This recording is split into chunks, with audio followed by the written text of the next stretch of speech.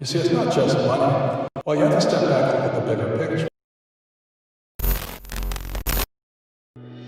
Rich, poor, middle class, poverty starts with a fundamental attitude. The gap between the 1% and 99% is massive. This obsolete idea is go to school, get a job, work hard, save money, get out of debt, and invest for the long term in the stock market. See, why would you save money when they're printing trillions of dollars? In every one of us is a poor person. There's still a poor person inside me. There's also a middle class person, and the middle class persons want security. They want that steady paycheck. And that is a rich person. And they're all inside of us except that it's not taught. You're taught to go to school, get a job, and get a paycheck. You're not taught to how to get rich. If you read Rich Dad, Poor Dad, my rich dad refused to pay me. He said the paycheck was one of the most damaging things you could take in your life. He says the moment you take a paycheck, you're an employee, and that's the mindset. So my rich dad never paid me. It drove my poor dad, government employee, nuts. You gotta pay people, you gotta pay people. And rich dad was not saying that the paycheck was bad. He says he didn't want to be a slave to money. So as an entrepreneur, if rich dad folded, I just started another company. I don't need a paycheck. I don't need anybody to take care of me. My last paycheck, I still remember it clearly. It was one of the worst and the best days of my life. And I was in Puerto Rico. I was working for Xerox, and my boss gave me my last. It wasn't a paycheck; it was a bonus check. I think it was about $30,000 taxable. That's the only problem with that. So I got this check, and I went, "Holy mackerel!" You know what I mean? So I was excited, but I was also disturbed. And so this other guy comes up to me, his name was John, and John says to me, he says, "You're gonna be back." I said, "Why?" He says, "Because you're gonna fail." I looked at him and said, "Look," a few expletive words, because that's what he did. He left Xerox, failed, and he came back. And I said, "Look, you failed and you came back, but I'm gonna fail and I'm never coming back." And that's the attitude. Do you know what I mean? Absolutely. If you say, well, if I fail, I'll go back to mommy and daddy, then that's what you'll do. So if you fail, that's when I became an entrepreneur, because I had no money.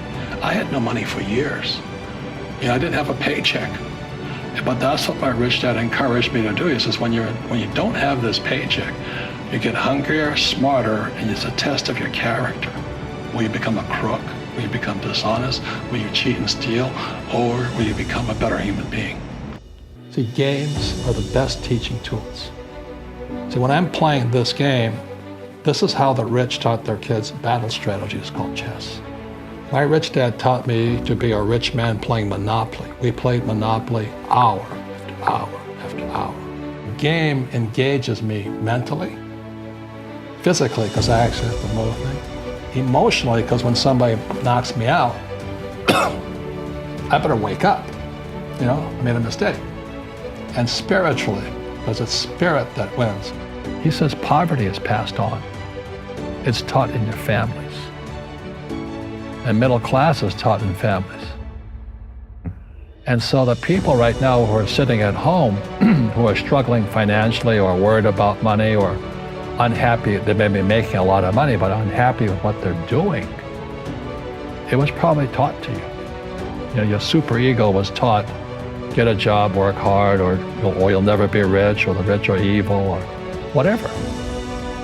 But when they say, I can't afford it, or I can't do that, they go down. They become what they say.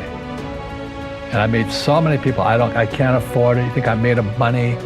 Your mom used to say that. Your mom used to say that. My dad. Your dad. My PhD dad, he says, what do you think I am, made of money? I can't afford that. And my rich dad would say, that's why he's poor. Poor people say, I can't afford it, I can't do that, I don't have time. Because it's an escape. It's an escape. You know what I mean? It's easy to say, I can't afford it. Oh, I'm too tired. Oh, I can't go to the gym. When you could go to the gym. No, I can't. Truth is, I'm just too lazy to go to the gym. And you play it safe and you don't introduce new risks into your life. And so I have job security. Right. And your rich dad used to say what instead of, I can't afford it? How can I afford it?